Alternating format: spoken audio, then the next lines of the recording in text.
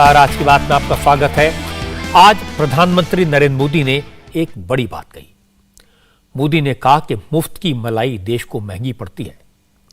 मोदी ने कहा जो नेता, जो पार्टियां, जो सरकारें जनता को मुफ्त का लॉलीपॉप थमाकर राज करती हैं, वो असल में देश को कंगाली की तरफ ले जाती हैं। मोदी ने देश के लोगों से अपील की कि मुफ्त के चक्कर में ना पड़ें, क्योंकि इस तरह की नीतियां, इस तरह के ऐलान देश को बदहाली के दलदल में धकेल देते हैं। मोदी की बात कितनी गंभीर है, मोदी को आज ये क्यों कहना पड़ा, इस पर हर देशवासी को गौर करने की जरूरत है। आज की बात में इस पर डिटेल में बात करेंगे। क्या मोदी ने अरविंद केजरीवाल के मुफ्त बिजली जैसे वादों की तरफ इशारा किया, या फिर मोदी ने आज श्रीलंका के हालात की तरफ इशारा किया? क्या वाकई में सरकारें जब मुफ्त में बिजली पानी बांटती हैं तो उसका नुकसान विकास की योजनाओं को होता है? क्या दिल्ली और पंजाब में इसका नुकसान हुआ? क्या श्रीलंका इसका ताजा उदाहरण है? क्या श्रीलंका की जो बदहाली हुई वो मुफ्तखोरी के चक्कर में हुई? श्रीलंका के लोग आज किस हालात में हैं ये हमने देखा है। वहां किस तरह की बर्बादी है ये हमने देखा है। कैसे लोग सड़कों पर उतर आए ये हमने देखा है। हालात आज भी खराब हैं। आज की ताजा रिपोर्ट भी मेरे पास है, वो आपको दिखाऊंगा। आज वहां जनता ने सरकार के मंत्रियों और अफसरों को एयरपोर्ट पर रोक दिया ताकि वो देश से बाहर न भाग सके। श्रीलंका की सरकार ने जो गलती की, क्या वही गलती हमारे देश की कुछ सरकारें कर रही हैं? आज इसकी चर्चा करेंगे। श्रीलंका के ग्राउंड सिचुएशन में आपको दिखाऊंगा, लेकिन पहले यह सुनवा देता हूं कि आज प्रधानमंत्री ने क्या कहा जिसको लेकर यह सारी चर्चा शुरू हुई। देवघर में बाबा भोलेनाथ के घर में खड़े होकर प्रधानमंत्री नरेंद्र मोदी ने देश के लोगों से क्या अपील की, किन नेताओं से सावधान रहने को कहा? असल में आज प्रधानमंत्री मोदी ने झारखंड में 16,000 करोड़ रुपए की योजनाओं का उद्घाटन और शिलान्यास किया। देवघर में आज एम्स और एयरपोर्ट का भी उद्घाटन हुआ। खास बात यह कि 2018 में इन दोनों प्रोजेक्ट्स का शिलान्यास भी प्रधानमंत्री मोदी ने किया था और आज उद्घाटन भी उन्हीं के हाथ से हुआ। मोदी ने कहा यह बदले हुए वर्क कल्चर का सबूत है। असल में आज प्रधानमंत्री मोदी बिहार और झारखंड दोनों राज्यों के दौरे पर थे। दोपहर में मोदी झारखंड के देवघर पहुंचे, बाबा बैजनाथ के धाम में गए। इस दौरान मोदी को देखने के लिए सड़क के दोनों तरफ जबरदस्त भीड़ थी। प्रधानमंत्री ने भी लोगों को निराश नहीं किया। गाड़ी के दरवाजे पर खड़े होकर मोदी इन लोगों का अभिवादन स्वीकार किया। बाद में उन्होंने बाबा बैद्यनाथ के धाम में पूजा की। मोदी ने कहा कि देवघर में एयरपोर्ट बनने से अब यहां टूरिज्म की संभावनाएं बढ़ेंगी। मोदी ने कहा कई देशों में टूरिज्म सबसे बड़ी इंडस्ट्री बनकर उभरा है। लाखों करोड़ लोगों को इससे रोजगार मिला है। मोदी ने अपनी पार्लियामेंट्री कॉन्स्टिट्यूएंसी वाराणसी का एग्जाम्पल दिया। कहा कि काशी कॉरिडोर बनने के बाद वहां आने वाले श्रद्धालुओं की तादाद 3 गुना बढ़ गई है और इससे समाज के हर तबके को रोजगार मिलता है। प्रधानमंत्री ने कहा कि सरकार अगर अपना काम साफ नीयत से करती है तो बदलाव दिखाई देता है। मोदी ने एक और बात कही, कहा कि सरकार ने काम करने का तरीका बदल दिया है। अब जो काम शुरू होता है वो तय वक्त पर टाइमलाइन के मुताबिक पूरा भी होता है। अब सरकारी योजनाएं अटकती, लटकती, फटकती नहीं है। अब लोगों को भी सोचने का तरीका बदलना चाहिए। जो सरकार मुफ्त में सुविधाएं देने की बात करे उससे सवाल पूछना चाहिए। और इसके लिए मोदी ने फ्री बिजली का उदाहरण दिया। कहा इस तरह के फैसलों से गड़बड़ी होती है। अगर सरकार मुफ्त में सुविधाएं देगी तो विकास के लिए पैसा कहां से लाएगी? एयरपोर्ट, हॉस्पिटल, स्कूल, सड़कें, पावर प्लांट कैसे लगाएगी? आज हम सभी के जीवन में बिजली कितनी जरूरी हो गई है ये हम सभी देख रहे हैं। अगर बिजली ना हो तो मोबाइल चार्ज भी नहीं हो पाएगा, न टीवी चलेगा। इतना ही नहीं, गांव में टंकी बनी हो, नल भी लगा हो, बिजली नहीं है तो टंकी नहीं भरेगी, टंकी नहीं भरेगी तो पानी नहीं आएगा, पानी नहीं आएगा तो खाना नहीं पकेगा। आज बिजली इतनी ताकतवर बन गई है, हर कोई काम बिजली से जुड़ गया है। और भाइयों बहनों, अगर ये बिजली न होगी तो फिर शाम को डिबरी और लालटेन की रोशनी में रहना पड़ेगा। बिजली ना हो तो रोजी रोटी के अवसर, कल कारखाने सब बंद हो जाएंगे। लेकिन बिजली शॉर्टकट से पैदा नहीं की जा सकती। झारखंड के आप लोग तो जानते हैं कि बिजली पैदा करने के लिए पावर प्लांट लगाने पड़ते हैं, हजारों करोड़ रुपए का निवेश होता है। इस निवेश से नए रोजगार भी मिलते हैं, नए अवसर भी बनते हैं। जो राजनीतिक दल शॉर्टकट अपनाते हैं वो इस निवेश का सारा पैसा जनता को बहलाने में लगा देते हैं। ये तरीका देश के विकास को रोकने वाला है, देश को दशकों पीछे ले जाने वाला है। आज बाबा धाम से मैं आप लोगों को, सभी देशवासियों को इस शॉर्टकट की राजनीति से बचकर रहने का हृदयपूर्वक आग्रह कर रहा हूं। शॉर्टकट की राजनीति करने वाले कभी नए एयरपोर्ट नहीं बनवाएंगे, कभी नए और आधुनिक हाईवे नहीं बनवाएंगे, वे कभी भी नए एम्स नहीं बनवाएंगे, हर जिले में वो कभी मेडिकल कॉलेज नहीं बनवाएंगे।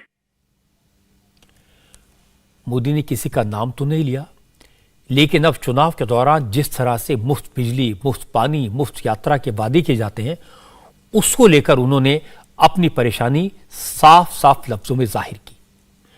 दिल्ली में अरविंद केजरीवाल ने मुफ्त बिजली का ऐलान किया।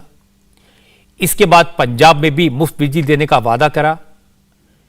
यूपी में अखिलेश यादव ने यही फॉर्मूला अपनाया था, लेकिन सफल नहीं हुए। यूपी इलेक्शन में कांग्रेस ने भी बिजली का बिल आधा करने का वादा कर दिया था, तो भी हार हुई। पर यह बात सामने आ गई कि राजनीतिक दलों को लगने लगा है कि फ्री के वादे करके वोट मिल सकते हैं। और यह बात सही है, अगर सरकारें सारी सुविधाएं मुफ्त में देने लगेंगी तो सरकारों के पास विकास की परियोजनाओं के लिए पैसा कहां से आएगा।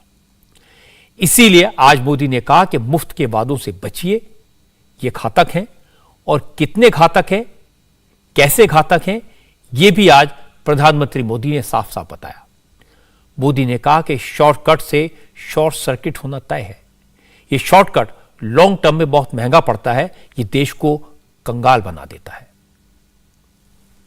आज हमारे देश के सामने एक और ऐसी चुनौती आ खड़ी हुई है जिसे हर देशवासी को जानना और समझना है। यह चुनौती है शॉर्टकट की राजनीति की। बहुत आसान होता है लोग लुभावन वायदे करके शॉर्टकट अपनाकर लोगों से वोट बटोर लेना। शॉर्टकट अपनाने वालों को ना मेहनत करनी पड़ती है और ना ही उन्हें दूरगामी परिणामों के बारे में सोचना पड़ता है। लेकिन ये बहुत बड़ी सच्चाई है कि जिस देश की राजनीति शॉर्टकट पर आधारित हो जाती है, उसका एक ना एक दिन शॉर्ट सर्किट भी हो ही जाता है। शॉर्टकट की राजनीति देश को तबाह कर देती है।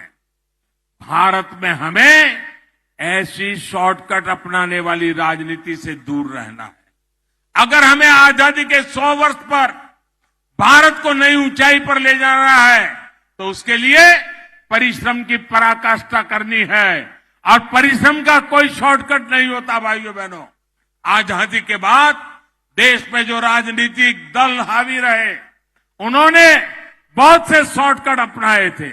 इसका नतीजा ये हुआ कि भारत के साथ आजाद हुए देश भारत से बहुत आगे निकल गए, हम वही के वही रह गए। आज हमें अपने देश को उस पुरानी गलती से बचाना है।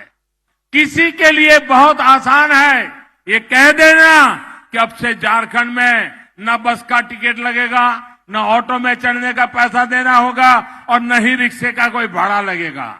सुनने में ये बहुत लोग लुभावना लगता है, लेकिन ऐसी लोग लुभावन घोषणाएं, ये शॉर्टकट एक दिन लोगों को ही कंगाल कर देते हैं।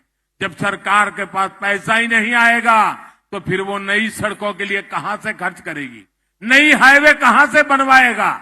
इसलिए ऐसे लोगों से झारखंड के निवासियों को भी सतर्क रहने की जरूरत है मेरे भाइयों बहनों। ये बात सही है कि मुनाफाखोरी, मुफ्तखोरी किसी के लिए अच्छी नहीं है, न लोगों के लिए, न सरकार के लिए, न देश के लिए। अरविंद केजरीवाल ने दिल्ली में मुफ्त बिजली पानी की योजना शुरू कर दी।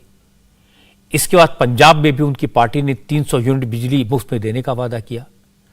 सोचिए, पंजाब सरकार पर 3 लाख करोड़ का कर्ज है।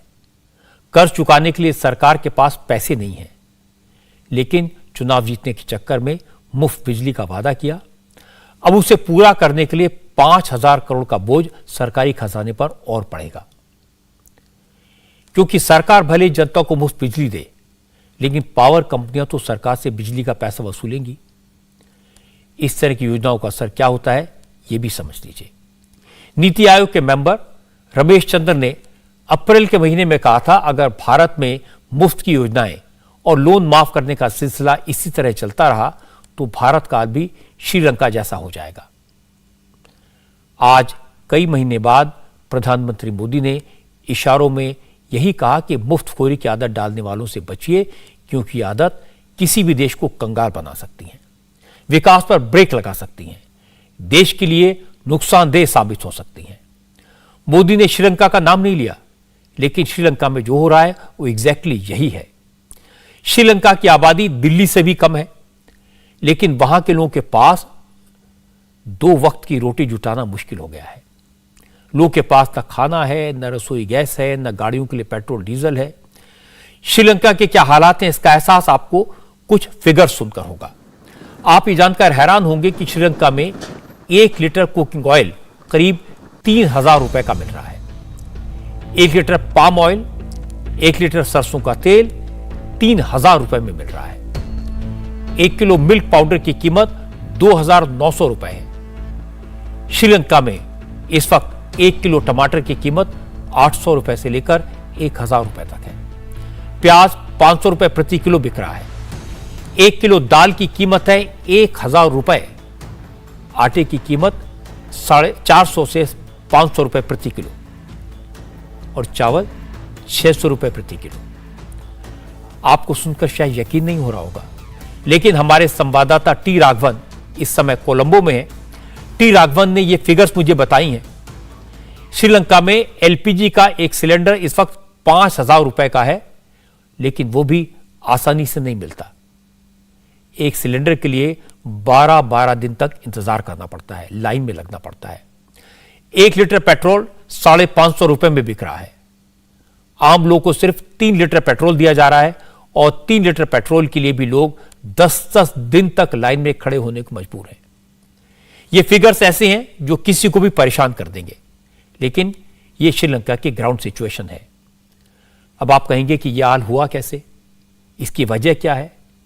तो वजह वही है जिसका जिक्र प्रधानमंत्री मोदी ने किया, जिसको लेकर मोदी ने आज आगाह किया। असल में श्रीलंका के लोग राजपक्षे परिवार से नाराज थे। श्रीलंका में महिंदा राजपक्षे प्रधानमंत्री थे, उनके भाई गोटाबाया राजपक्षे राष्ट्रपति। इनके अलावा महिंदा राजपक्षे के एक भाई चमल राजपक्षे सिंचाई मंत्री थे और दूसरे भाई बासिल राजपक्षे श्रीलंका के फाइनेंस मिनिस्टर थे। महिंदा के बेटे नमल राजपक्षे श्रीलंका के स्पोर्ट्स मिनिस्टर थे। कुल मिलाकर श्रीलंका पर पूरी तरह से राजपक्षे परिवार का कब्जा था। राजपक्षे परिवार ने जनता की नाराजगी को दूर करने के लिए, पब्लिक को ललचाने के लिए लुभावनी योजनाएं लागू की, टैक्स में जबरदस्त कटौती कर दी, टैक्स घटा दिए, सरकार की आमदनी घटी तो खूब नोट छापे। इससे करेंसी की कीमत गिर गई और फिर दूसरे देशों से कर्ज लेना पड़ा, लेकिन सरकार कर्ज वापस चुका नहीं पाई और हालत यह हो गई कि अब न कर्ज चुकाने के लिए पैसे हैं, न खर्च चलाने के लिए। खजाना खाली है, देश में जरूरी सामान की कमी है और नतीजा यह कि महंगाई आसमान छू रही है। इसलिए सरकार के नेता या तो भाग गए या छुप गए और जनता सड़कों पर आ गई, या फिर जनता को गैस और पेट्रोल के लिए लाइनों में लगे देखा गया। श्रीलंका में जन संग्राम की जो सबसे बड़ी वजह बनी है, उन तस्वीरों के जरिए हम आपको उसको समझाने की कोशिश करते हैं। आप देखिए यहाँ पर क्या कार, क्या बाइक, क्या ऑटोस, क्या लग्जरी गाड़ियाँ, सब यहाँ पर किलोमीटर किलोमीटर दूर तक कतारों में खड़ी है। जब हम इस रोड पर पहुंचे, बम्बलपेटे इस जगह का नाम है, मरीन ड्राइव से होते हुए, तो तकरीबन 4 से 5 किलोमीटर ये गाड़ियां यहाँ पर हमें खड़ी हुई नजर आई, इंतजार में कि उन्हें पेट्रोल मिल जाए। यहाँ से कुछ मीटर दूरी पर लंका आईओसी है, इंडियन ऑयल कॉर्पोरेशन का जो यहाँ का पेट्रोल पंप है, वहाँ पर थोड़ी बहुत सप्लाई होती है। तकरीबन 16,000 लीटर आज सप्लाई हुई, ऐसा वहाँ के मैनेजर ने हमें बताया।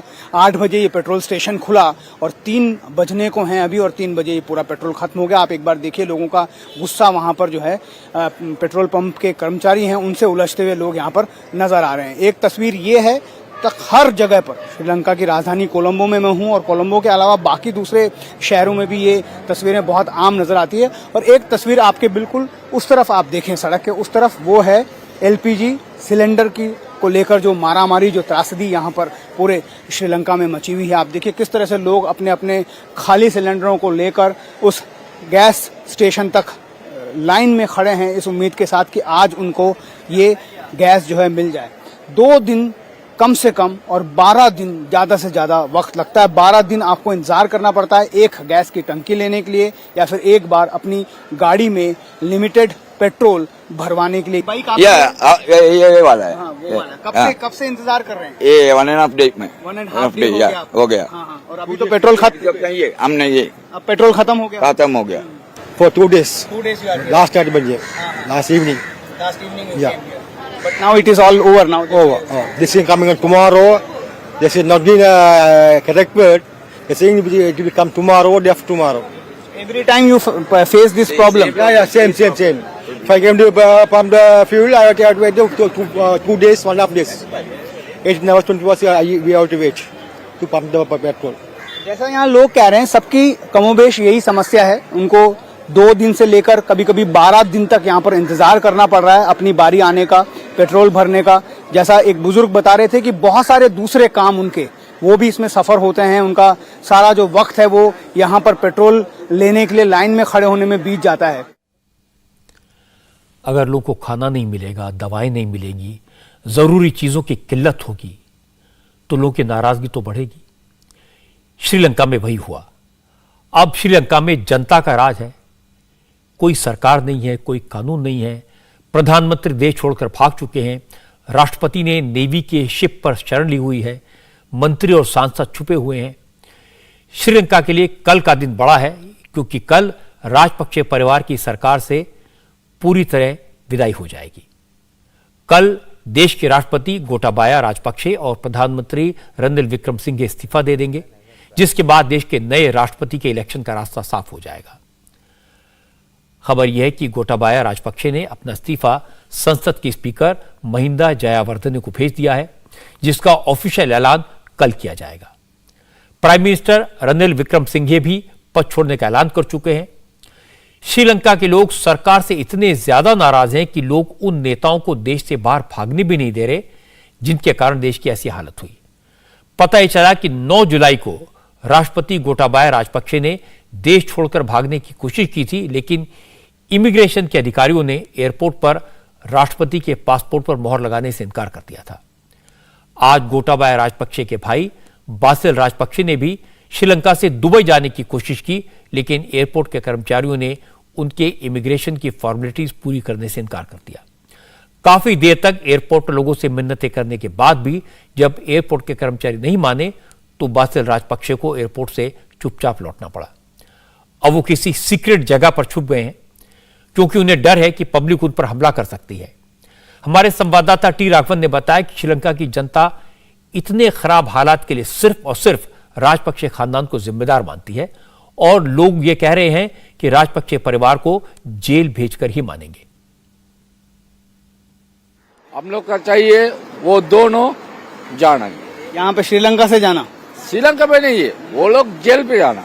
वो लोग बहुत चोरी किया, पैसा चोरी हुआ, पूरा लोग ऐसे ऐसे करके वो लपड़ा किया, इसीलिए वो लोग का कितना पैसा कमाया उतना पैसा हम लोग का चाहिए।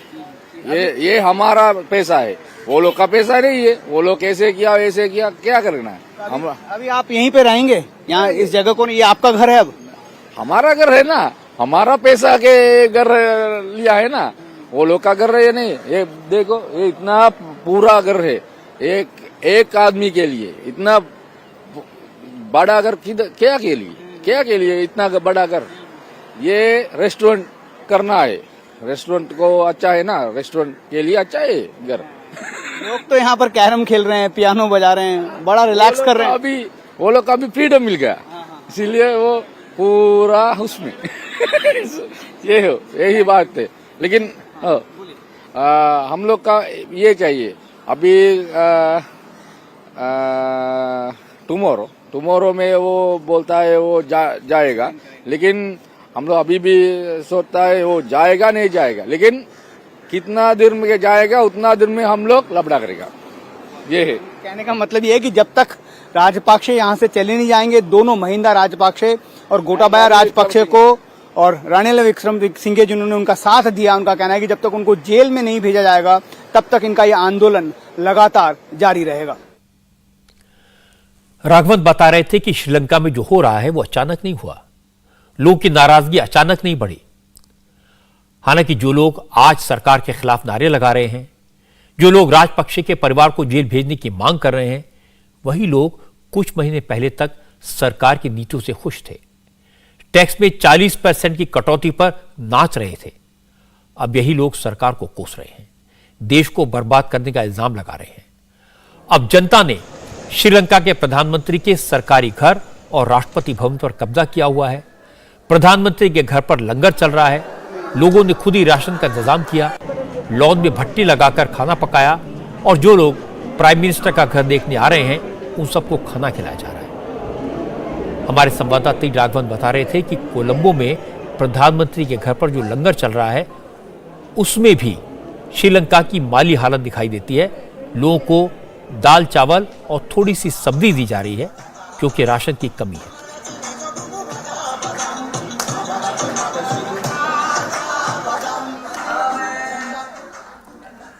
श्रीलंका में आज जो दिखाई दे रहा है उसे समझने की जरूरत है, उससे सीखने की जरूरत है। नरेंद्र मोदी बार बार राजनीति में परिवारवाद की बात करते हैं। वो कहते हैं कि वंशवाद की राजनीति ने देश का भारी नुकसान किया। दूसरी बात जो मोदी कहते हैं कि मुफ्त में पानी बिजली का वादा करके चुनाव तो जीते जा सकते हैं, लेकिन लॉन्ग रन में इसका असर विकास पर पड़ता है। जब लोगों की वेलफेयर स्कीम्स बंद होती हैं तो जनता में नाराजगी बढ़ती है। श्रीलंका में हमने देखा परिवारवाद किस कदर हावी है, कैसे बरसों तक एक ही परिवार का राज रहा, सरकार पर, सेना पर, अफसरशाही पर एक ही फैमिली के लोगों का कब्जा था। लोगों का सपोर्ट हासिल करने के लिए श्रीलंका की सरकारों ने भी मुफ्त में उपहार बांटने शुरू किए। नतीजा यह हुआ कि श्रीलंका की आबादी 2.5 करोड़ है, इनमें से 25 लाख लोगों के पास खाने को कुछ नहीं है। उन्हें दिन में एक बार भी खाना नहीं मिल पा रहा, और बाकी जो लोग हैं, बाकी जो आबादी है, वो अपने लिए खुद सिर्फ एक वक्त की रोटी का जुगाड़ बड़ी मुश्किल से कर पा रही है। बिस्किट का एक पैकेट 150 रुपए में और 1 लीटर दूध 500 रुपए का मिल रहा है। मतलब बच्चों के लिए दूध और बिस्किट का इंतजाम करना भी मुश्किल है। इस तरह के हालात कैसे हुए, इसके लिए कौन जिम्मेदार है, यह बात तो अब कोई सीक्रेट नहीं है।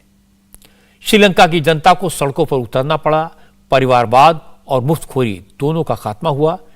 लेकिन यह जिस अंदाज में हुआ, जिस तरह से हुआ, वो किसी भी लोकतंत्र के लिए, किसी भी देश की प्रतिष्ठा के लिए अच्छी बात नहीं है। इसीलिए मैंने कहा कि श्रीलंका में जो हुआ उससे हमें बहुत कुछ सीखने की जरूरत है। मोदी ने मुफ्तखोरी पर लगाम लगाने की कोशिश की, परिवारवाद के खिलाफ जंग छेड़ दी। इसका जितना असर आज दिखाई दे रहा है उससे कहीं ज्यादा लॉन्ग टर्म में दिखाई देगा। लॉन्ग टर्म में देश के सामने एक और बड़ी प्रॉब्लम है, एक और बड़ा चैलेंज है, वो है बढ़ती हुई जनसंख्या का। इसका मुकाबला कोई सरकार नहीं कर सकती। इस चुनौती से जनता को लड़ना होगा। लेकिन जैसे इस पर बात शुरू होती है तो सियासत शुरू हो जाती है। कल योगी आदित्यनाथ ने पॉपुलेशन कंट्रोल पर बात की थी, कहा था कि जनसंख्या पर लगाम लगाना जरूरी है, लेकिन यह भी ध्यान रखना होगा कि इसके चक्कर में कहीं सामाजिक संतुलन बिगड़ न जाए।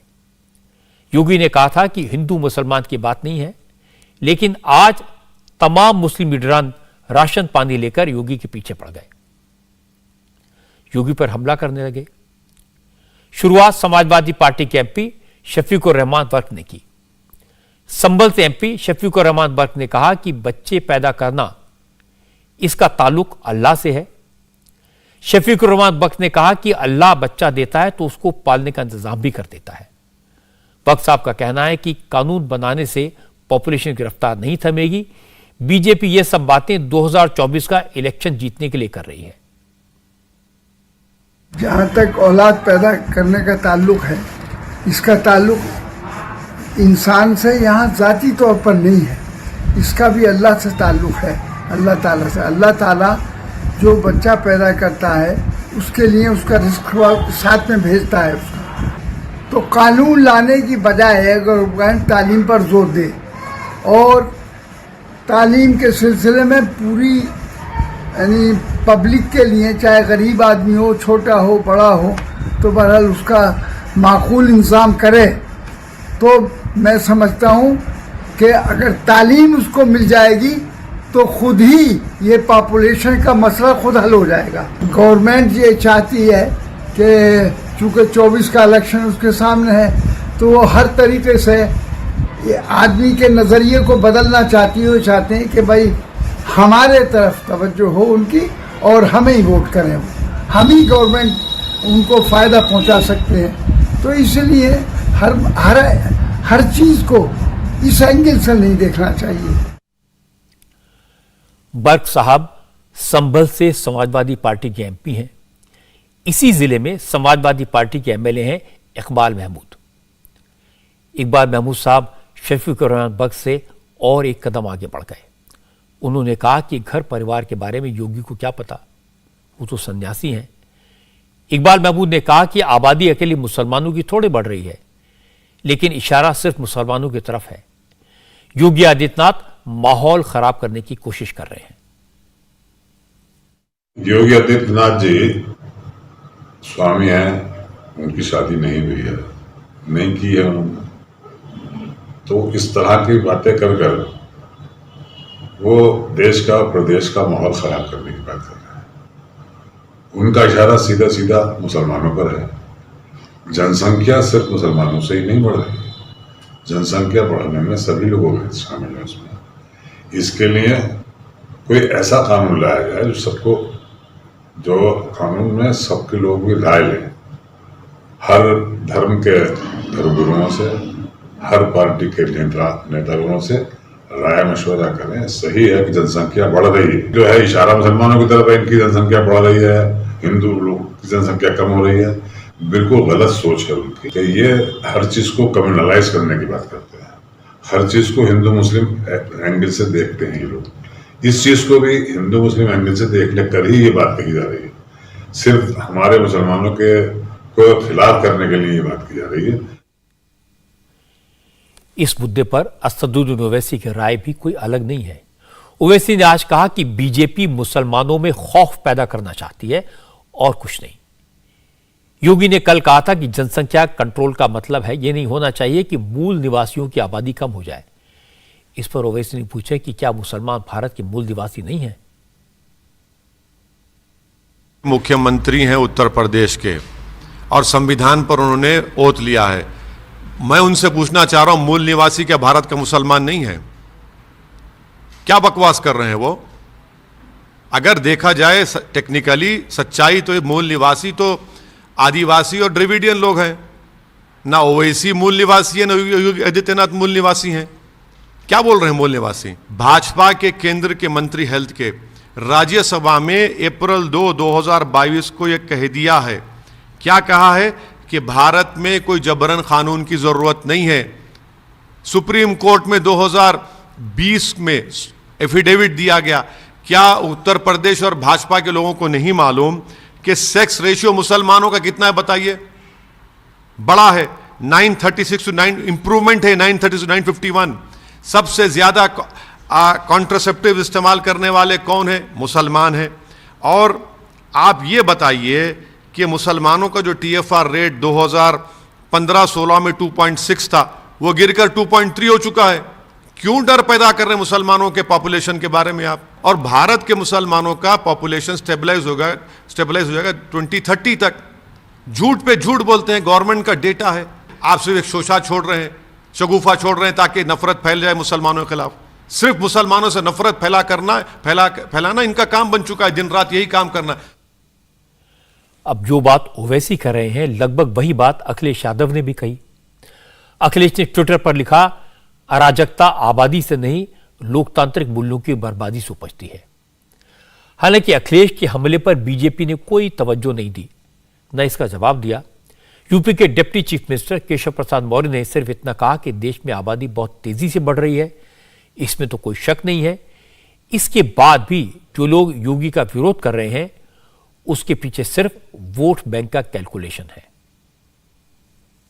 किसी भ्रम और किसी विवाद का यह विषय नहीं है।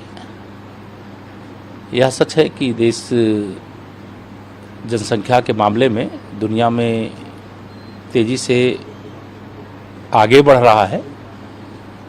यह भी सही है कि एक बड़ी संख्या ऐसी है जहां जनसंख्या वृद्धि को एक अपना मतलब महत्वपूर्ण लक्ष्य मानते हैं। लेकिन दूसरा मैं यह भी मानता हूं कि एक कोई ना कोई सम्मानजनक रास्ता जो भी निकल सकता है उसको निकालने का सभी जो भी आचार्य हों, धर्माचार्य हों, धर्मगुरु हों, उन सबको बैठ करके निकालना चाहिए। समाज को प्रेरित करना चाहिए।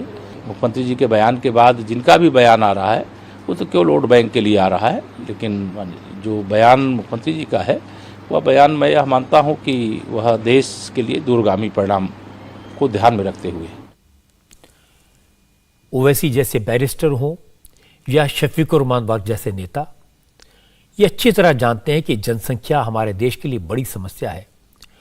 ओवैसी बार बार आंकड़े गिनाते हैं, फिगर्स गिनाते हैं कि मुसलमानों में लिटरेसी रेट कम है, बच्चों का मोर्टेलिटी रेट ज़्यादा है, स्कूल ड्रॉप आउट रेट ज़्यादा है। ये सारी दिक्कतें क्या इसलिए नहीं है क्योंकि जनसंख्या ज़्यादा है?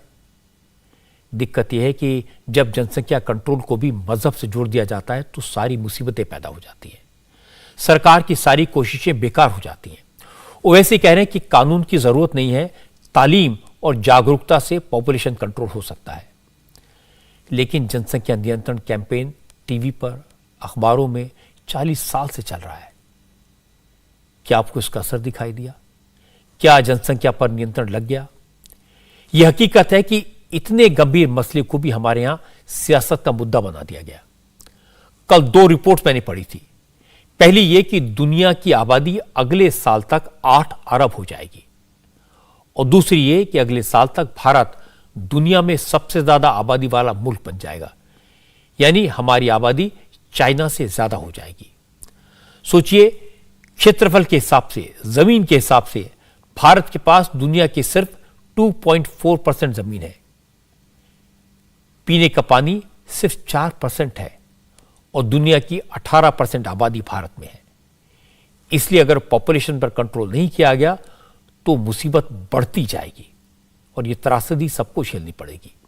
इसलिए बेहतरी इसी में है कि मजहब का झंझट छोड़कर मिलजुल कर इस चुनौती का मुकाबला करें। एक और खबर उदयपुर से आई है। उदयपुर में कन्हैया लाल का गला काटने के केस में आज एनआईए ने अंजुमन कमेटी के सदर मुजीब सिद्दीकी को हिरासत में ले लिया।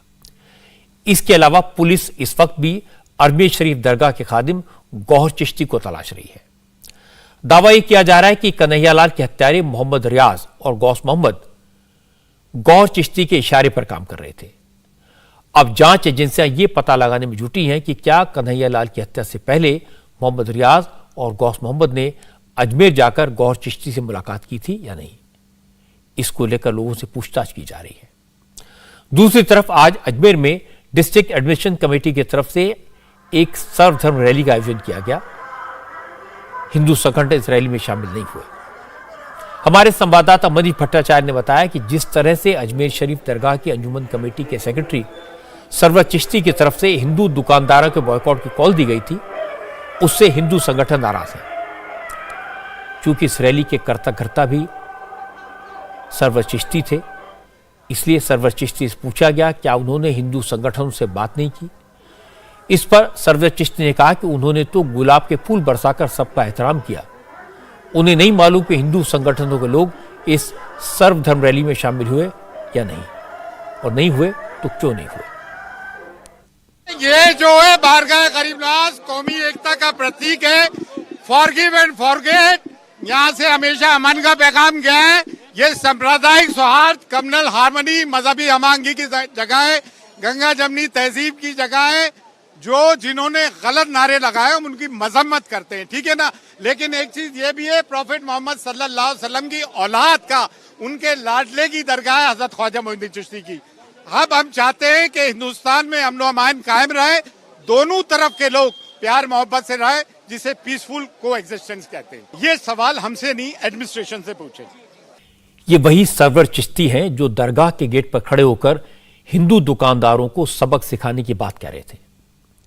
ये वही सरवर चिश्ती हैं जो पीएफआई के लोगों के साथ दरगाह में मीटिंग्स करते दिखाई दिए थे। कन्हैयालाल की हत्या की साजिश में दरगाह के जिस खादिम गौहर चिश्ती का नाम बार बार आ रहा है, जिनका हाथ होने की आशंका जताई जा रही है, वो गौहर चिश्ती सरवर चिश्ती के भतीजे हैं।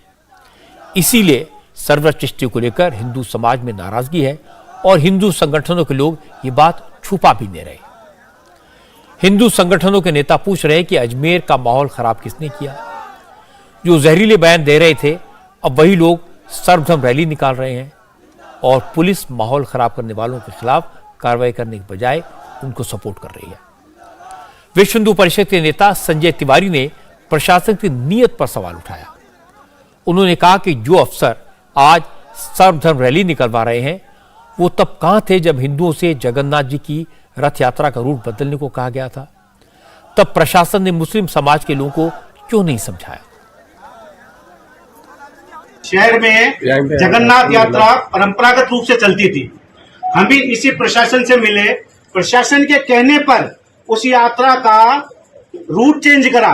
मेरा निवेदन है, अगर प्रशासन को इतनी चिंता थी कि धार्मिक नगरी में सौहार्द बना रहे, तो प्रशासन वहां आग्रह करता उनसे, वहां उनके ऊपर अपने प्रशासन का पावर का उपयोग करते हुए उनसे आग्रह करता कि वो धार्मिक यात्रा जो वर्षों से चली आ रही है, वो इस शहर से दरगाह के सामने निकले और अंजुमन स्वागत करे। हमेशा करते हैं, हमेशा करता है। इस बार क्यों? तो 4 दिन में ऐसा क्या हो गया? मैं प्रशासन से आग्रह, और मैं एक समाज का प्रतिनिधि हूं और एक शहर का एक नागरिक हूं, इस नाते मैं प्रशासन से भी कर सकता हूं, कम से कम इसके बारे में स्थिति तो स्पष्ट करे। क्या तुष्टीकरण करके केवल एक माहौल बनाना है? मेरा आग्रह है कि कम से कम स्थिति स्पष्ट हो हर चीज के बारे में। सद्भाव बिगाड़ा क्या, किसने बिगाड़ा, इसके मूल में भी शासन प्रशासन को जाना चाहिए। और हम समाज के गणमान्य व्यक्ति बैठ रहे हैं, तो हम तो इस पहल का सराहना कर ही रहे हैं और आपकी इस पहल पर आए भी, तो हमारा इससे बिल्कुल ये है कि ऐसा तुष्टीकरण नहीं हो। जिसने गलती करी है उसको कहने में भी कोई हर्ज नहीं होना चाहिए। ये जो बातें आप सुन रहे थे, ये कोई प्रेस कॉन्फ्रेंस नहीं थी। ये बातें मीडिया से नहीं कही जा रही थी। हिंदू संगठनों के नेता अफसरों के सामने ये बात कह रहे थे। प्रशासन की तरफ से इस मीटिंग में सभी धर्म के लोगों को बुलाया गया था। अफसर हिंदू संगठनों के नेताओं को समझा रहे थे कि वो रैली में शामिल होने के लिए मान जाएं, लेकिन विश्व हिंदू परिषद के लोगों ने साफ साफ कह दिया कि जो लोग एक तरफ भड़काऊ बयान दे रहे थे, दूसरी तरफ शांति और भाईचारे की बात कर रहे हैं, उनके साथ रैली में क्यों जाएं। जब तक सरवर चिश्ती माफी नहीं मांगेंगे, तब तक बात नहीं बनेगी। कि विश्व विख्यात ख्वाजा साहब की दरगाह, जहाँ पर सभी धर्मों के लोग अपनी मन्नतों के लिए आते हैं, उसका दुरुपयोग करते हुए उन्होंने समाज में वैमनस्य पैदा करने वाले कैसेट जारी किया। उस कैसेट को जारी करने के बाद उन्होंने आह्वान किया कि इन्हें एक एक पैसों के लिए मोहताज कर दिया जाए, कोई भी व्यक्ति